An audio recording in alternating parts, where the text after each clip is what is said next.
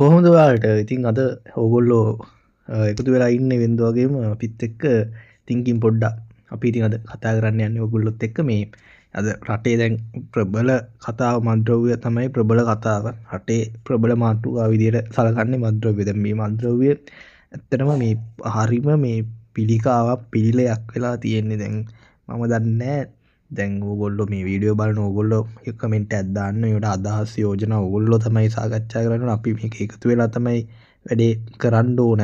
ඒ නිසා නිකන් ඉන්න එපා. ලයික් එකක් දාන ගමන් වීඩියෝට අනිවාර්යෙන් මේ අදහස් ඕගොල්ලෝ ඔක්කොම කමෙන්ට් කරලා අපි කතා කරමු. මොකද දැන් ඔය මත්ද්‍රව්‍ය ඩ්‍රග්ස් ගත්තට පස්සේ ඩ්‍රග්ස් ඩීල් කරන මිනිස්සු ඉන්නවා. ඕක බෙදා හරින්න වෙනම උන් ඉන්නවා. ඕක ගහන්න තව සෙට් එකක් ඉන්නවා. එතකොට මේ අන්තිකරු ජනාධිපතිතුමා මේ කරගෙන යන වැඩපිළිවෙල ක්‍රියාදාමය නම් සුපිරියයි. ඒ ගැන කතා කරලා ආයි කිසිම දෙයක් නැහැ. සහ මේ දවස්වල දැන් ඔය ජනාධිපතිට බයිනව නම් එහෙම මේ ජනාධිපතිතුමාට එක එක ඒවා කියනවා නම් මේ වැඩපිළිවෙල හොඳ නැහැ කියනවා නම් ඒ අනිවාර්යෙන් ඌ උඩෙක් හරි විකුණුන එකෙක් හරි ගහන එකෙක් හරි එහෙම එකෙක් වෙන්න ඕන. ඉතින් ඒ වගේම මේ මං කියන්නේ මේ රටේ අනිත් දේවල් නෙමෙයි. මම කියන්නේ මේ ජනාධිපතිතුමා ඇවිල්ලා මේ ඩ්‍රග්ස් මත්ද්‍රව්‍ය කියන්නේ කිසිම ජනාධිපති කෙනෙක් මේ වෙලාවේ මේ කිසිම ආණ්ඩුවකින් මේ ඩිරෙක්ට් කෙලින්ම මේව කරලා මේ ඒගොල්ලෝ මැදිහත් වුණේ නැහැ. දැන් අපේ ජනාධිපතිතුමා මේ ඩිරෙක්ට්ම මැදිහත් වෙලා තමයි මේ වැඩේ කරගෙන යන්නේ. එතකොට දැන් මේ මෙච්චර එන්නේ කොහොමද ලංකාවට? දැන් මෙච්චර කල් මෙහෙම ඇල්ලුවේ නෑ. දැන් මේවා අහුවෙන්නේ කොහොමද? ඒක අපිට පේන්නේ කලින් ආණ්ඩු වලින් සහ කලින් කිසිම තැනකින් මේව මේ නියාමනය කරලා මේවා අල්ලලා එහෙම නැහැ. දැන් මේ ඔහේ එනවා. දැන් දැන් මේ මෙච්චර බුදු අම්මෝ දැන් මෙහෙම ඇල්ලුවා නම් මේ වෙනකොට මේ කුඩු නැති වෙන්න ඕන. දැන් කිලෝ 500 අල්ලනවා, දවසට 300 අල්ලනවා, ටෝලර් වලින් ගේනවා, මාළු බෝට්ටු වලින් ගේනවා. ඊට පස්සේ ඔය මේ ගොඩක් ඔය බේස් කරගෙන තියෙන්නේ දකුණු පළාත බේස් කරගෙන තමයි තියෙන්නේ. මොකද දකුණු පළාතේ ඒක වැරද්දක් නෙවෙයි. මං කියන්නේ දකුණු පළාත තමයි මාළු සහ දීවර කර්මාන්තයට ගොඩක්ම මේ සමීප සහ ඒ ව්‍යාපාර කරන මේ රැකියා කරන මිනිස්සු ඉන්නේ දකුණු පළාතේ. එතකොට දැන් ඔය මේ ටෝලර් වලින් ගේනවා. අපි මේ වෙලාවේ ස්තුතිවන්ත වෙන්න ඕන අපේ රටේ නාවික හමුදාව. සෑහෙන්න උදේ දවල් නොතකා මහන්සි වෙනවා නාවික හමුදාව. ඊට පස්සේ මේ ආමි එක, ඊට පස්සේ එයාෆෝස් එක.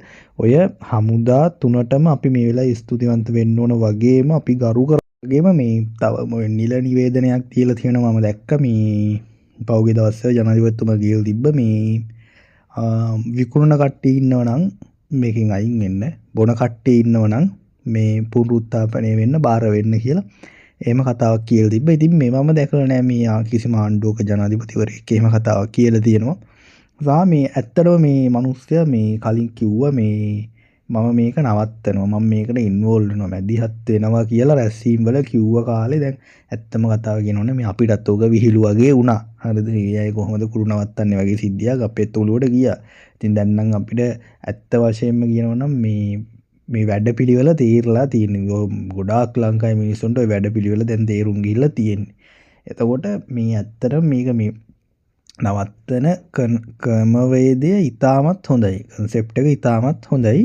හැබැයි මේකෙත් පොඩි ලීක් තැන් තියෙනවා. මොකද මේ දැන් අර ඕලුගල සර් මේ ගිහිල්ලා යන්නේ රට යනවා නම් කවුරු හරි ඩ්‍රග්ස් ඩීලර් කෙනෙක් ඔය සෙව්වන්දි අල්ලන්න ගිය වෙලාවේ, ගෙහෙල් බද්දර පත්මෙල් අල්ලන්න ගිය වෙලාවේ මේ ගෙහෙල් බද්දර පත්මෙල් අල්ලන්න ගිය වෙලාවේ මේ ඔත්තුවක් දීලා තියෙනවා. මෙහෙමයි මේ මූ මේ එනවා මේ උඹලව අල්ලන්න කියලා. එතකොට දැන් මේක ඇතුලේ පොලිසිය එහෙම නැත්නම් ඔය මේව ඇතුලෙත් ඉන්නවා උන්ගේ ඩයල් ඉන්නවා. හරිද?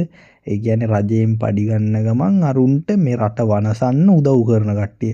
එතකොට මේ ඕලුගල මහත්තයත් මේ සෙව්වන්දි අල්ලන්න ගිහිල්ලා තියෙන්නේ මේ ඒ කියන්නේ වෙන ගමනක් යනවා නිවාඩු දාලා අසනීපයි එහෙම කියලා තමයි ගිහිල්ලා තියෙන්නේ.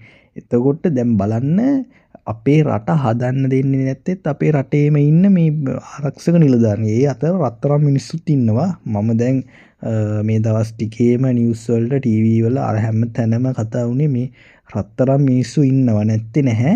ඒ මිනිස්සුන්ට මේ රස්සාව කරන්න දෙන්නේ නැහැ හරියට මේ ආරක්ෂක අංශයේ ඉන්න ඇතැම් මිනිස්සු. ඉතින් මං කියන්නේ ඇත්තටම මේ යන වැඩපිළිවෙල හොඳයි වගේම මේ කවුරු හරි මේ වීඩියෝ බලන කවුරු හරි මොකක් කමන්නේ මේක මේ වා ඩ්‍රග්ස් පාවිච්චි කරනවා නම් ඔයා ඒක නවත්තන්න. ඔයාට නවත්තන්න බැරි නම් ඔයා පුනරුත්ථාපනය වෙන්න. අපි ලස්සන රටක් හදමු.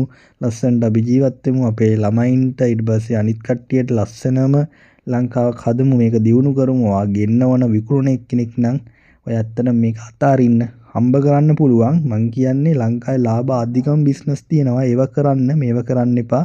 එහෙනම් අපි ඉක්මනටම ඊළඟ වීඩියෝ එකෙන් හමුවෙමු. ජය වේවා.